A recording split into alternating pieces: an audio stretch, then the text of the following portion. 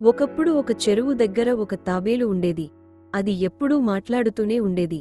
ఎప్పుడూ తన స్నేహితులైన గద్దలతో పొడవైన కథలు చెబుతుండేది. ఒకసారి ఆ చెరువు ఎండిపోసాగింది. నీరు లేక తాబేలు ఇబ్బంది పడింది. అప్పుడు గద్దలు వచ్చి చెప్పాయి, మేము నీకు సహాయం చేస్తాం. మా ముక్కలతో ఒక కర్ర పట్టుకుని ఎగురుతాం. నువ్వు ఆ కర్రను బలంగా నోటితో పట్టుకో. కాని గుర్తుంచుకో, ఎప్పటికీ నువ్వు మాట్లాడకూడదు. తాబేలు అంగీకరించింది. కర్రను నోటితో బలంగా పట్టుకుంది. 2 గద్దలు ఆ కర్రను ఎత్తుకుని ఆకాశంలో ఎగురసాగాయి. గ్రామం మీదుగా వెళ్తుంటే కింద ఉన్న పిల్లలు చూసి నవ్వుతూ అరిచారు, చూడండి చూడండి, ఒక తాబేలు ఎగురుతోంది. అది విని తాబేలుకు కోపం వచ్చింది. నేను కూడా ఏదైనా చెప్పాలి అని అనుకుంది.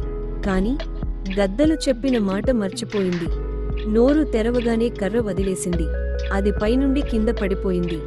నీతి: అవసరం లేకుండా ఎక్కువ మాట్లాడటం ప్రమాదకరం.